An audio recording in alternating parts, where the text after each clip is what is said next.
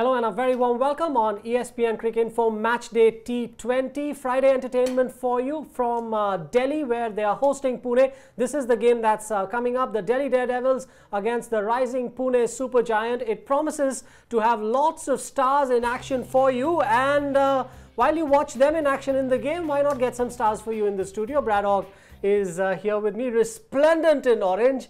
And Akash Chopra in the India blue. Can I say that? Yes, you can say that for sure, but then you have to be factually correct as well, because you said stars. I think that we have a star, but then the two of us. You're a star as well. Yes, yes.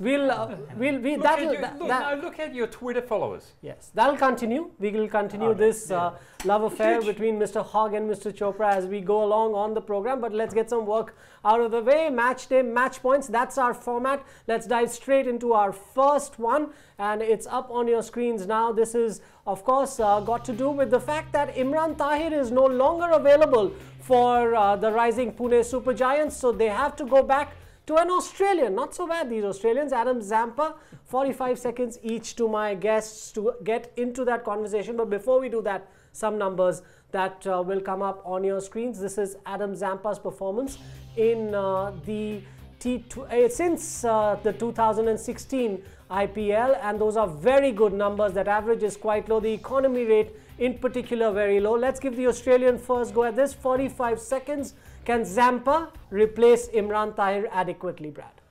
You can definitely replace Imran Tahir adequately on the economy rate. Probably not so much as a wicket taker. I don't think he has the variations as what Tahir does, and I think they're really going to miss that in the middle overs. As good as Zampa is, I don't think he's quite that elusive as Tahir. They might even go for Rahul Chahar to bowl the leg spin and bring back Lockie Ferguson for a little bit of extra pace as well. So we don't know which way they're going to go. So there's a number of options there. But Zampa will do just as good a job as Chahar. But I just think they'll go for that extra pace with Ferguson because they probably don't have as many wicket takers now that they've lost Tahir. Yeah, and Tahir has, of course, been well done on the 45 seconds, by the way. Tahir, of course, has been a huge star for Pune. He's basically been their standout performer with the ball. Zampa last played a game a month ago. So there has got to be that conversation going on within the camp as well. What do you think they'll go for, Akash? Well, I think they will definitely miss Imran Tahir, because Imran Tahir has done a couple of things outstandingly well. One is bowled 1 over in the power play overs. He also bowls the 16th over consistently, and that starts the bottom 5. And he has been very, very economical and has picked up crucial wickets in that 1 over. Zampa has played only a couple of games. He was brilliant last year, but has fallen by the wayside in the interim ever since this guy started playing. That's Imran Tahir. So I think they will probably struggle. And Lockie Ferguson is a fantastic pick. I've been harping about it. Play him if you can, must play. Now I think the opportunity is right. Play Lockie Ferguson and play Rahul Chahar. Not a like-for-like replacement, but then Daniel Christian is doing, or not Daniel Christian, it is Washington Sundar who is doing a decent job as an offie. All right, so let's go. Let's see if the guys here make some dent on the thought process of the rising Pune Supergiant, and if Zampa stays on the bench. Let's move quickly along to match point 2 on this program, and that's got to do with the all-round ability that Dan Christian has brought to this Pune attack. Remember, the big money went to Ben Stokes, but Dan Christian has been doing a job. And why? Look at the numbers. They tell us a story about this Australian all-rounder who's been a pretty good player for his teams, whether it's Big Bash cricket or in the IPL. Look at that economy rate. It's 7.25. Akash, 45 seconds for you. Clearly, even though there is not a lot in the wickets column, you need a player of this kind, and Christian's been doing that.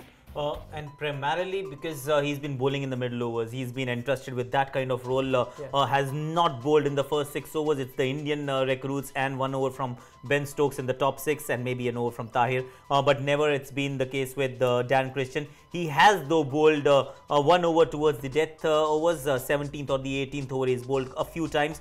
I think he's been outstanding, because if we were to pick holes in this RPS unit, it was their bowling, and Dan Christian coming good with the ball has just changed things around quite nicely for them. So Dan Christian, in my opinion, has been one of the important keys of their success this season. All right, so Akash there just talking to us about the importance of a player like Dan Christian, who you at the start of the tournament don't think is going to do a role, but then they surprise you. What he was talking about, Akash, was his role in the middle overs. We'll put that up and then go to Brad about that, because Brad's obviously played a little bit with Dan Christian over the years. See, a lot in the middle overs, just what Akash was saying, Brad.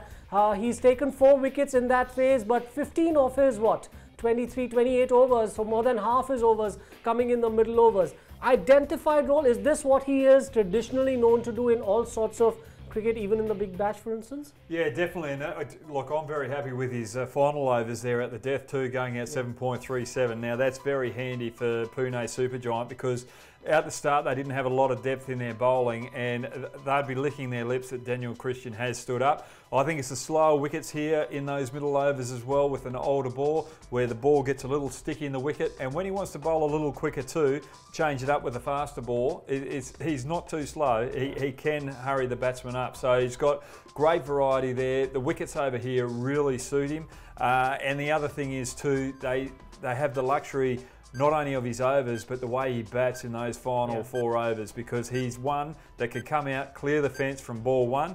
He's very confident with the bat, so they've been very lucky with Christian. Yes. You know, there's though a case for us to even now break it down further. Who bowls the 19th and the 20th over, because Dan hasn't bowled there. We do take death overs as a chunk from the 16th to the 20th over, but if you bowl only the 16th or the 17th, your economy will never be 9.5 or 10 and over unless you bowl in the bottom 2. So Dan hasn't bowled there. He has been given a role, and he's fulfilled that role to quite appreciation and to some precision. Yes. I think moving forward in the finals too, looking at that, knowing that Dan Christian's going to bowl the 17th or 18th over, most likely, teams will probably sit there. Is not there. Yeah, there'll be an issue there. Yeah, I think Stokes might stay back. All right. Yeah, I don't know, but their rumour is that Stokes might stay back for the finals. But if he doesn't, I think a lot of teams will be sitting there going, right, Dan Christian's going to bowl that 17th, 18th over.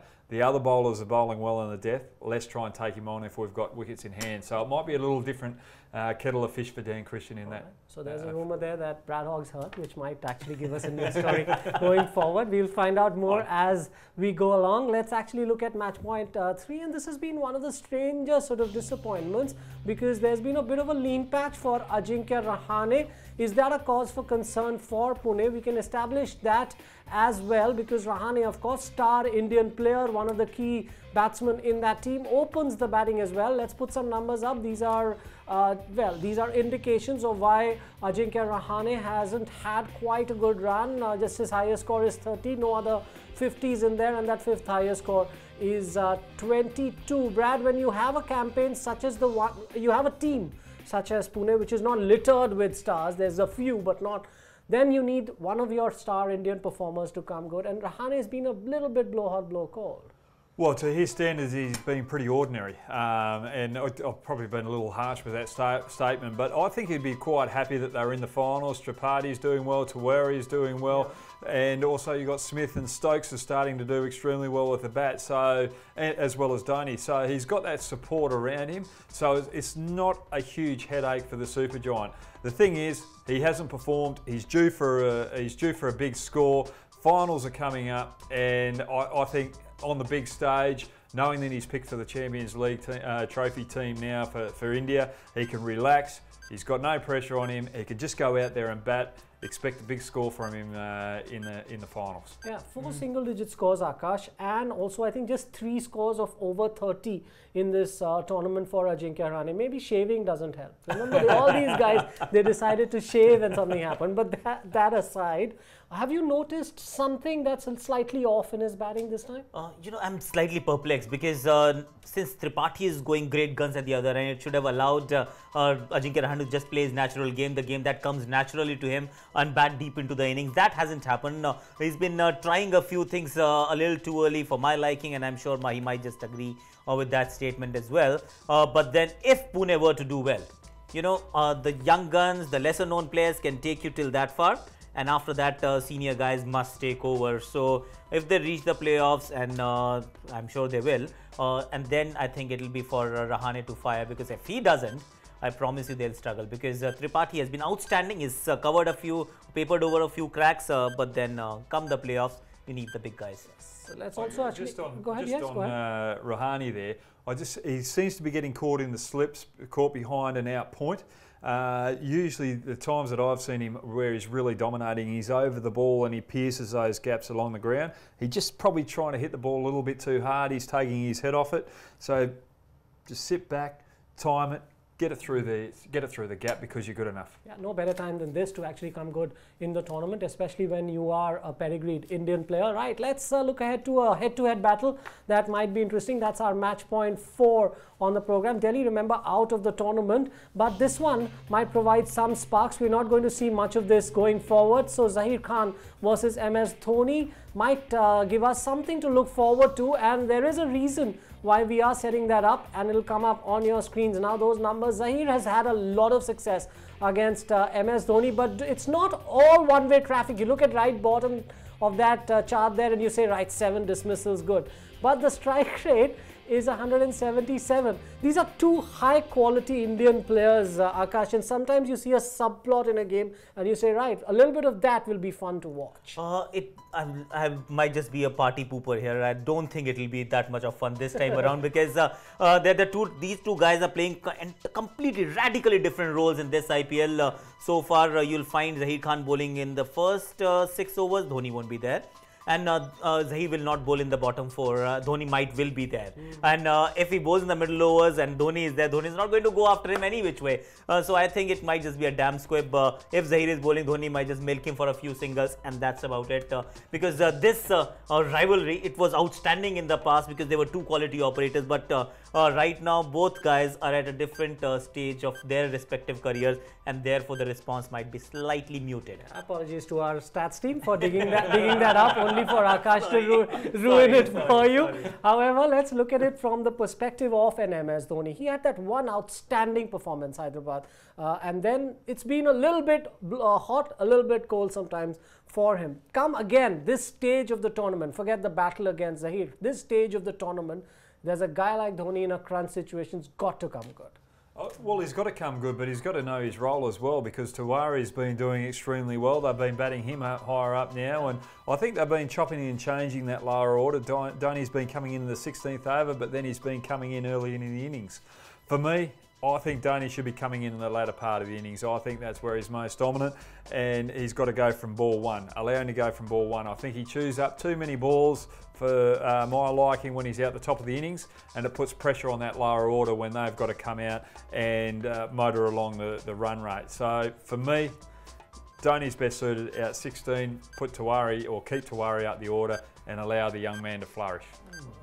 So we'll wait and watch how this goes. But Dhoni versus Zahir, if we get a little slice of it, will be fun to watch. There's no doubt about that. Two huge players for Indian cricket. Akash Chopra and Brad Hawk, thank you very much for joining us to set up this game, which is at the Kotla, of course, 8 p.m. start India time. That's how you can get in touch with us. All the hashtags for Brad Hawk, Akash, Ajit Agarkar, you can get in touch with us also on Facebook. We are live every evening, 7:30 in the evening, also on ESPNcricinfo and our YouTube channel. So if you don't want to miss us, there is no way you can. Thank you so much to the guys for joining us. Should be a good game at the Kotla.